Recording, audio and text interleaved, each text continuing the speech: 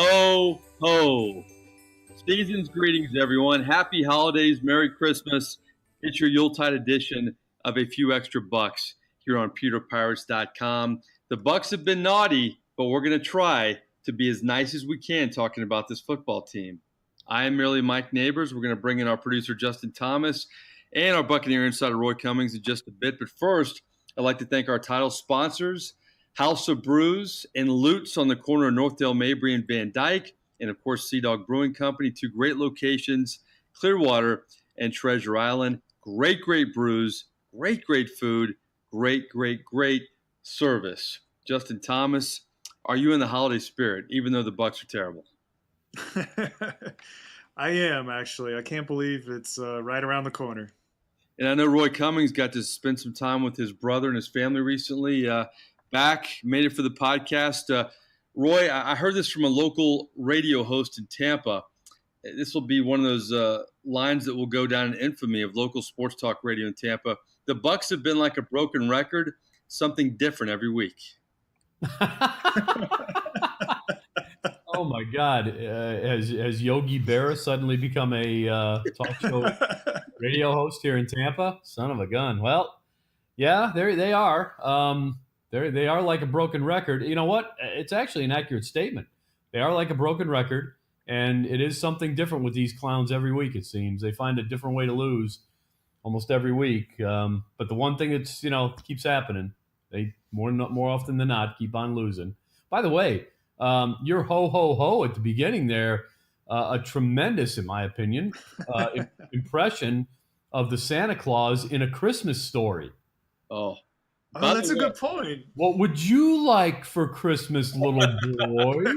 How about a nice football? Oh, yeah. How about a football? Yeah, football. Wait a minute. I'm blowing it. Ralphie was on Dan Patrick this week. And was he? He produces sports shows in a production house with his childhood friend, Vince Vaughn, and he's working with Dan Patrick. And Ralphie actually still has the bunny suit. He has the rifle and some other stuff, maybe even the lamp stored away. I don't know what that would go for, but I know a lot of people pay big money for that stuff. I'll tell you what, that lamp is the boardwalk item in the Monopoly game of A Christmas Story, man. Yeah. Which, by the way, you know what? That would be a great Monopoly game. It may be out there for all I know. It probably is. That would be that would be a great Monopoly game. I mean, you get the turkey, and how much do you want for the bunny suit? And obviously the lamp, that's boardwalk. Bumpus's dogs, that's like, Baltic Avenue or whatever. That'd be cool, man. Instead of going to jail, you just gotta lick the pole for a while. Exactly. Yeah. How about that? That'd be good. You know what? We're what this is, guys? This is what happens when the Bucs are out of the playoffs for the season. This is what the Buccaneers podcast becomes. It becomes a look at A Christmas Story and ho, ho, ho. Oh, my goodness. You know what? The broken record's something different every week. The only way that really kind of makes sense to me is that it is a broken record with just scratching your head at the Bucs. But it's just amazing to me how good the offense can be, and then how bad the offense can be, and how good the defense is. I mean, that has to drive you crazy if you're Dirk Cutter and Jason Licht. Yeah, I think it really does. It's just this team has been a model of inconsistency. I hate to throw out the old cliche, but let's say it for what it is. That's what they are. And yeah, the funny thing about it is, I don't know if the defense played all that spectacularly last week. They couldn't get off the field on third down. That was their biggest issue. Yeah. And that allowed the Ravens to play 74 plays on offense. Wow. I mean, they almost doubled up the Buccaneers because the Bucs couldn't maintain anything offensively. Now, you know what? The only break I'll give anybody in this was that because it wasn't like the Ravens went out and rang it up on them all that much. I mean, they did run the ball effectively, and the Bucs did too at times. But it was just a sloppy day, and I think the weather had a lot to do with it. But, again, to me, that should favor the Buccaneers because I just think overall they were the better team. I think they had the better talent, particularly on offense. And you know what it came down to? Not just on offense, really. I think the problem was Jameis Winston didn't have a spectacular game, but he didn't get any help either. His receivers this time dropping 4 or 5 passes, I think was the official count. Yeah. And one of those was a potential touchdown pass to Chris Godwin right at the beginning of the game early on that really could have set the tone and changed the whole scope of that game. So, yeah, you're right. I mean, they're a broken record. They always keep on losing, but it's something different every week, it seems. But you mentioned it, and we talked about this a week ago. We're not going to really recap games or preview games because this season is over. But we're going to look at big picture with the Bucs, and there's a lot to look at big picture wise. But you mentioned something very interesting, Roy. You mentioned talent, and I saw Peter King say something recently that out of all the potential vacancies in the NFL, the Bucs is maybe the least attractive of all of them. And I have a lot of respect for Peter King, and I know you do too, but I got to respectfully disagree with that. I think this team has a lot of talent to play with, and the sad thing is, so does Dirk Cutter. We have enough talent, so I mean, there's more than one factor that go into losing football game, but everybody in the NFL has talented teams, and we're not lacking for talent. Now, here's the thing, Roy.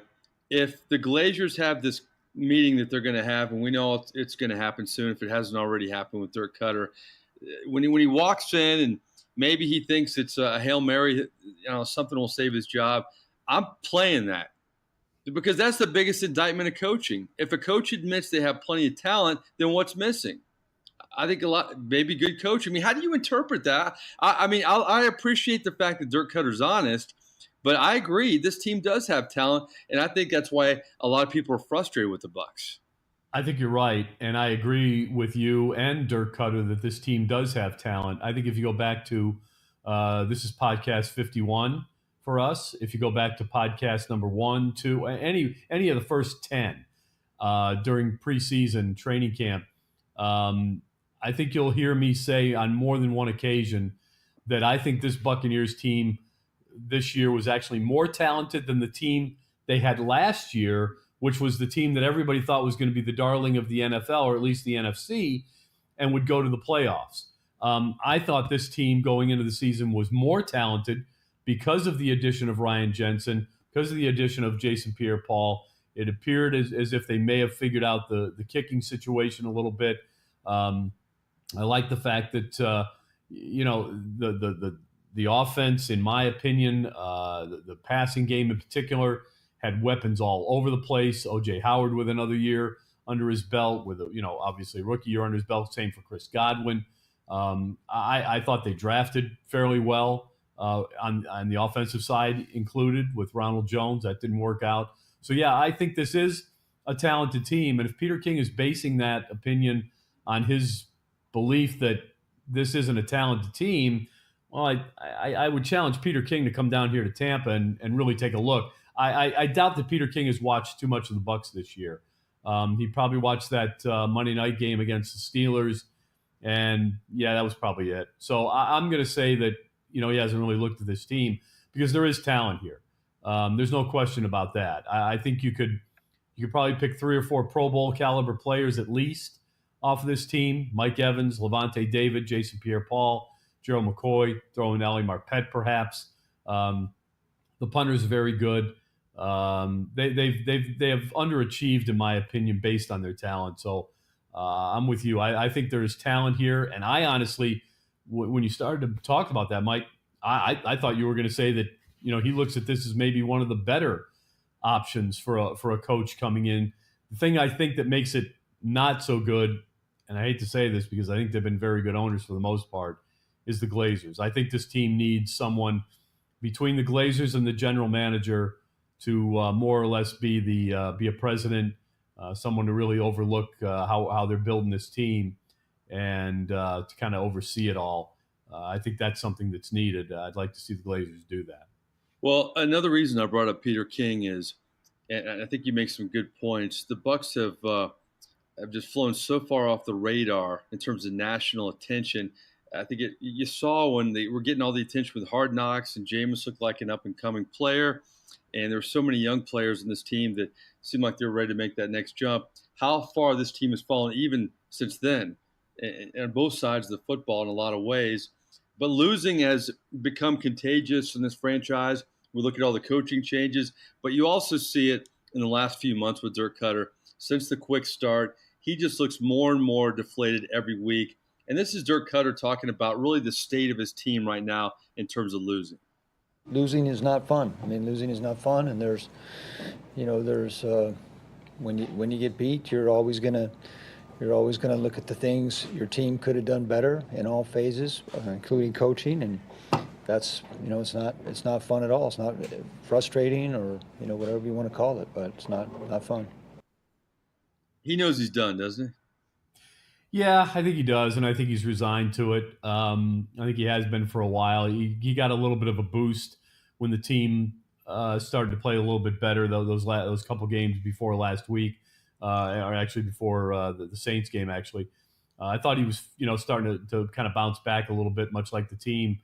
Look, it's understandable, and I've said it before. I think Dirk Cutter realizes himself that he's not an NFL head coach. I think he looks at the team and says, "Look, what you just said, Mike, this is a talented team, and I failed to bring that talent to the forefront and turn it into a winner." That's the challenge of a coach. A coach's job is to take the talent you have and find out a way to make that group winners. And he couldn't do it. He couldn't do it over 3 years. He got his third chance. He got the chance everybody said he should have gotten. He got it, and he failed with it. It's tough to say, but those are the facts. Again, you start off 2-0 with your backup quarterback going against the defending Super Bowl champions and the defending NFC South champions, and arguably the best team in the NFC this year, as it turns out. You start off 2-0 like that, you got to build on that momentum. And he was never able to do it, despite getting his quarterback back. And so, yeah, I think he's resigned to it. It's one of the reasons I wouldn't be surprised at all if he, calls the Glazers bluff and resigns before they fire him. I think I would almost commend him for that. I would commend him for not waiting around for the Glazers to make the call. I would commend him for standing up and saying, you know what, I appreciate the opportunity. I didn't deliver the way I hoped I could, the way I thought I could, the way this organization expects me to, and I'm going to move on. I'm not a head coach. I'm an offensive coordinator. I know that now. I had my shot. I appreciate it. It's time for me to go run an offense. That's a hot take that keeps burning bright for Roy Cummings. I can't imagine him doing that, but if you believe everything you kind of hear, rumor-wise, that they wanted John Gruden, they didn't get John Gruden, they settled for Dirk Cutter, and if that's true, Dirk Cutter knew all that. I could kind of see that play into this because he's, I'm not the guy. I tried to make it work.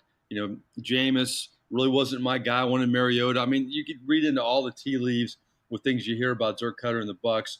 But here's another indictment of Dirk Cutter, and I hate to be a hypocrite. I really appreciate a coach being honest, and Dirk Cutter's more honest than most NFL coaches out there. But first he says the team has talent, which is an indictment of the coaching staff. And then he says this, we go back to the broken record thing again. This team keeps making the same mistakes week after week, especially recently.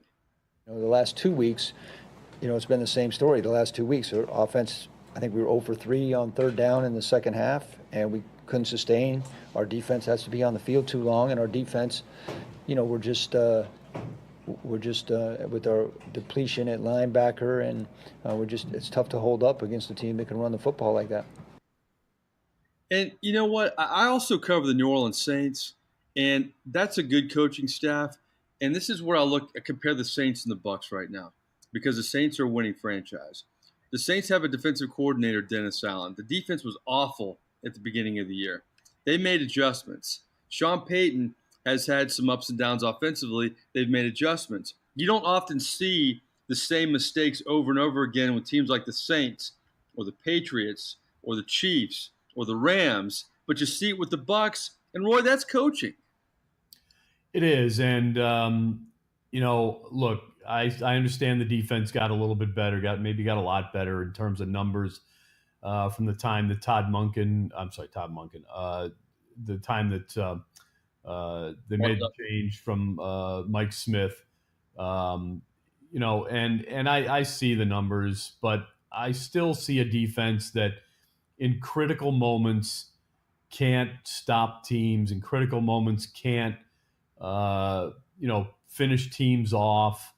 And that's what's bothered me consistently. They started to, I mean, I think I mentioned this perhaps earlier in this podcast, not this one, but other podcasts. I think you have to take into consideration when you look at the Bucs defense and how it's gotten better, put quotes around that. When Mike Smith was in as defensive coordinator, they were facing the New Orleans Saints, who were arguably one of the best offenses in the NFL this year, still are, despite what's happened the last couple of weeks. The defending Super Bowl champions, pretty good offensive team there at times.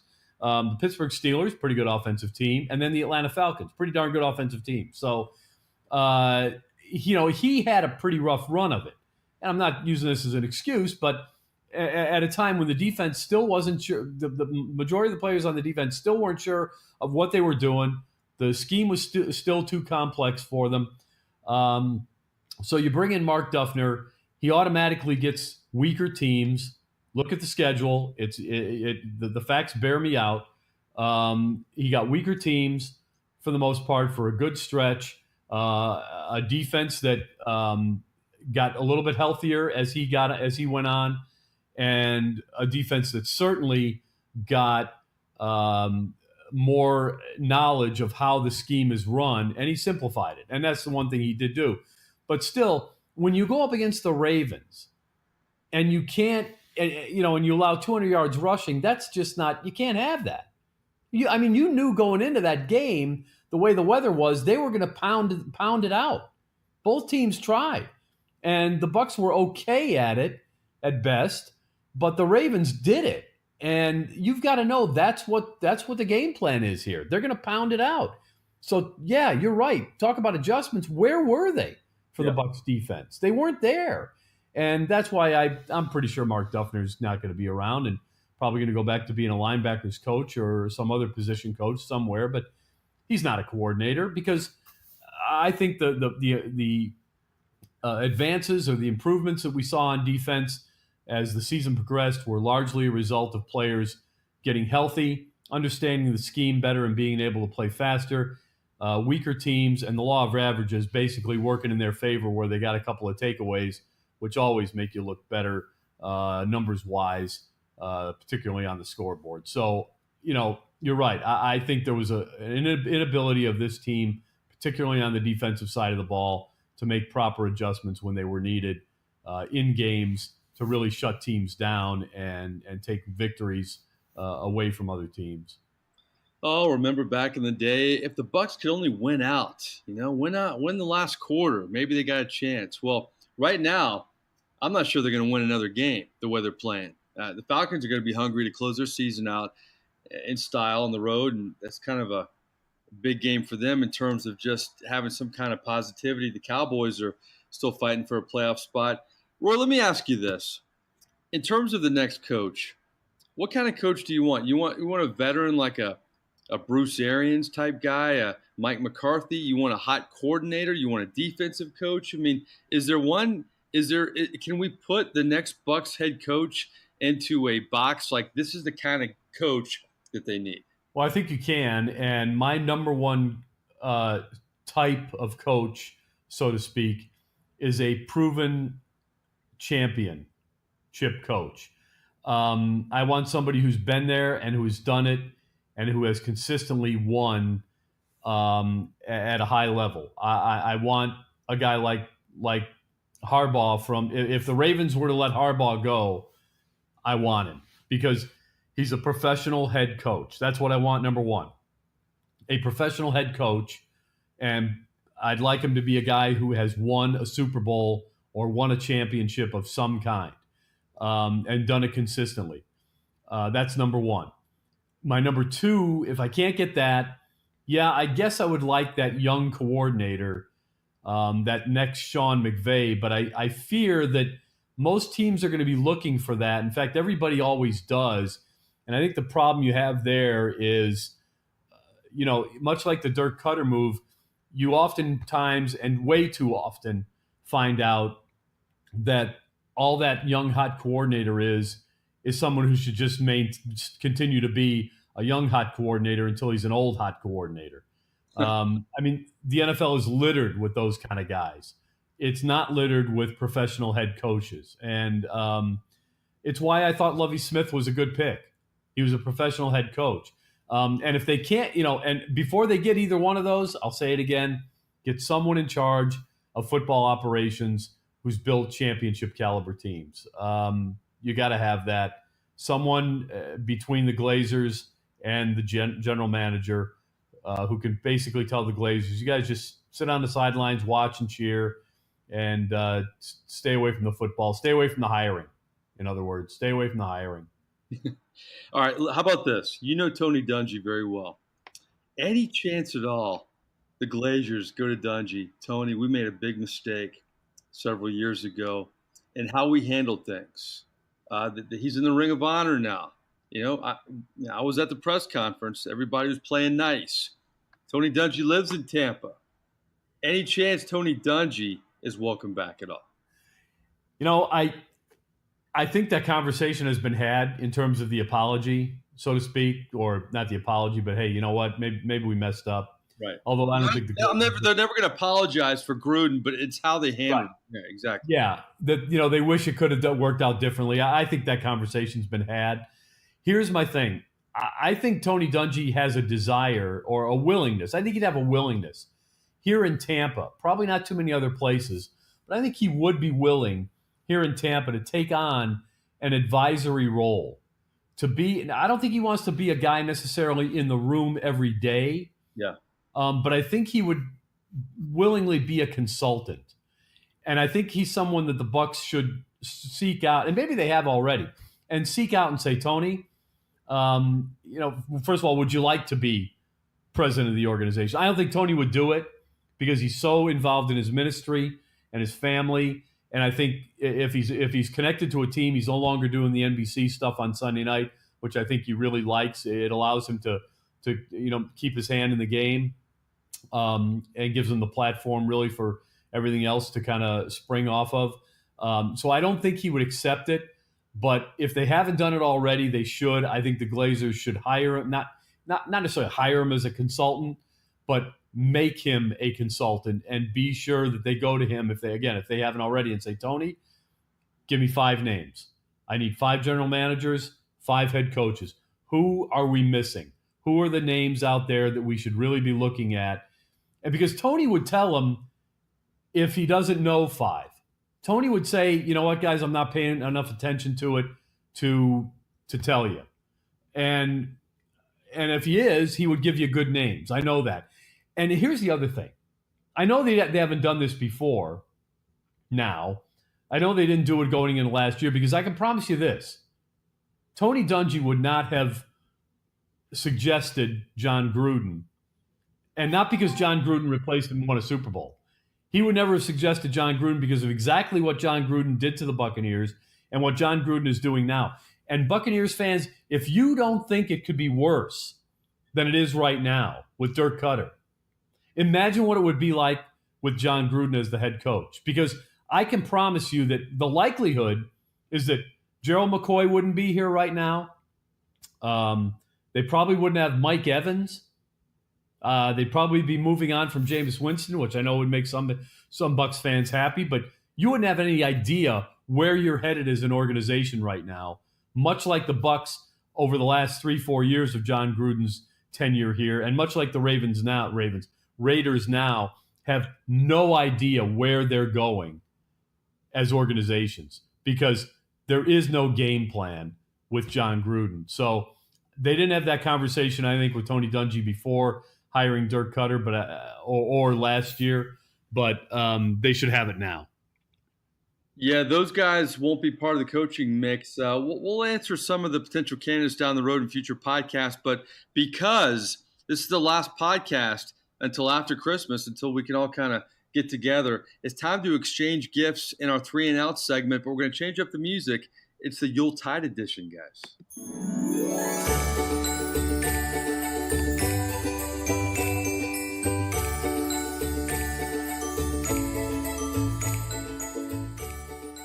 Oh, yeah.